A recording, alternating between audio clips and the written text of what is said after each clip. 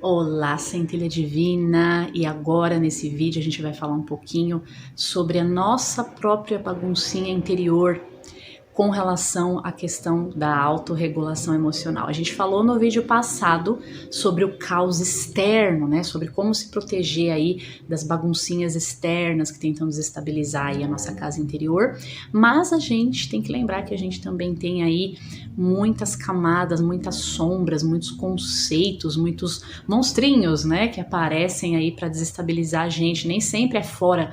Muitas e muitas e muitas vezes o negócio é do lado de dentro. Complicado, gente, complicado. Mas é um trabalho possível de fazer que só tem benefícios para nossa qualidade de vida, para nossa paz interior, para redução da ansiedade, do mal-estar, do sentimento de culpa, da autodepreciação, né? São coisas que estão conectadas aí. Então, é sempre o tal do vigia-se, né? Vigia-te, né? Vigia, ora, né? Sempre se observando aí para trabalhar essa proteção aí da sua casa interior, do centro do seu ser, né, para o desenvolvimento aí da paz interior, que é uma conquista, né, a paz interior, a tranquilidade, a gente já é nosso por direito, mas a gente precisa fazer o caminho até ela, né? Então, o que me veio nesse trabalho aí de autorregulação emocional, nas minhas pesquisas, nos meus estudos, nas minhas observações, né? Uma coisa fica muito clara quando a gente fala dos nossos monstros internos, das nossas sombras que nos desestabilizam, né? Sabe? É quando não tem nada acontecendo lá fora, é quando é tudo dentro. A gente lutando com os nossos próprios demônios, né? Sabe que a gente, no caso, a gente é uma luz, né? A gente é um foco de energia. Essa é a nossa essência.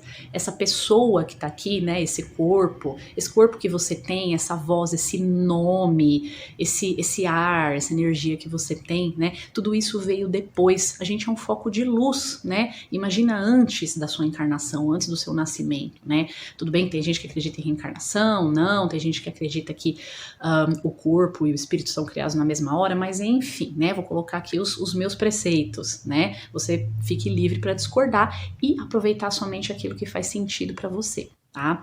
Então, a gente não é o corpo, a gente não é um nome, né? A gente não é nem a nossa personalidade. A nossa personalidade foi uma coisa que foi desenvolvida.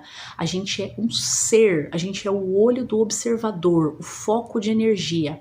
Não tem nome, não tem sexo, não tem nada, né? Então, tudo foi criado depois, né? Pra gente viver aqui essa experiência humana. Então, claro que a gente se identifica com essas cascas, com essas camadas, né? O Jacob Petri, ele fala muito bem sobre isso, né? É Jacob com B, Petri com Y. Dei uma pesquisada que ele fala muito sobre essa essência do ser e essas camadas que vieram depois. E a gente se identifica, a gente acredita que a gente é aquilo, que a gente é o nosso nome, que a gente é o nosso corpo, que a gente é o nosso cabelo, que a gente é a nossa profissão, né? A gente se identifica com a nossa voz, enfim, com os nossos talentos. Não que tudo isso não seja parte da gente, é claro que faz parte, mas entende o que eu tô querendo dizer? Tem algo muito mais além, muito mais atrás, tem uma base, que é esse foco de luz, essa centelha, né? Por isso que eu chamo todo mundo de centelha divina, porque no fundo a gente é esse olho do observador, essa luz, né? Então, pensando por esse lado, é interessante a gente observar que, da mesma forma que a gente se identifica com essas camadas que vêm depois do nosso ser, né? A gente se identifica e a gente se apega de um jeito tão forte as nossas crenças enraizadas, as nossas dores, a gente acha que a gente é a nossa dor. A gente acredita que a gente é aquilo ali. E a gente não percebe, isso faz um mal danado. Olha só, por exemplo, eu vou falar, tudo que eu falo pra vocês são coisas que eu passei, tá? O que pessoas ao redor, mentorados, enfim, passaram. A gente aprende com a gente, com os outros, né? Eu tinha um problema, alguns anos atrás, olha, foram anos de terapia para resolver isso. E eu ainda vigio, né? Opa, pera lá, eu tô sempre de olho. Não. Eu tinha muito problema, assim, de ser uma agradadora compulsiva. Eu tinha pavor, tinha pânico de desagradar alguém. Então eu não falava as coisas, eu guardava pra mim, tanto que eu ficava muito doente da garganta. Eu tinha febre, coriza, garganta inflamada, era terrível. Eu vivia assim, porque será, né? O corpo chora. Foi incrível como eu melhorei depois que eu comecei a me soltar, que a coisa começou a fluir, né? Depois de trabalhar aí os monstrinhos internos. Então, o que acontecia? O que aconteceu, na verdade, né? Eu fiquei muitos anos com essa crença enraizada. Eu sou uma pessoa que tem dificuldade de se impor, que não consegue se colocar, que tem dificuldade de falar não. Gente, e eu já tinha melhorado, as coisas já estavam fluindo, já estavam caminhando, e eu ainda acreditando nisso.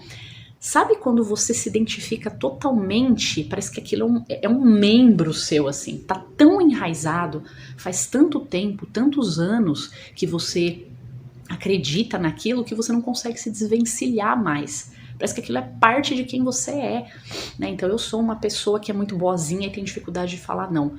Pô, eu já tinha melhorado e eu ainda tava assim, sabe, totalmente enraizada, sabe, totalmente conectada com aquela crença. E aí um dia me deu um estalo, eu falei, não, eu não sou isso, eu não sou a minha crença negativa, eu não sou esse conceito, isso não está fixado, isso não me define, né? Eu preciso me desvencilhar disso. Então comecei a fazer um exercício, eu falei, não, eu não vou mais me permitir identificar com isso aí. Toda vez que vier esse sentimento, toda vez que eu perceber que eu tô me identificando com essa crença limitante, né, como se diz, eu vou falar o contrário. Opa, não, eu sou um espírito livre. Eu sou um espírito livre vivendo uma experiência humana. Eu tenho capacidades, eu tenho talentos, eu consigo falar. Isso já passou. Eu gosto muito dessa frase. Eu deixo no passado o que é do passado. Agora sim. Agora eu me identifico com outra crença. Uma crença fortalecedora. Eu consigo falar, eu consigo me comunicar.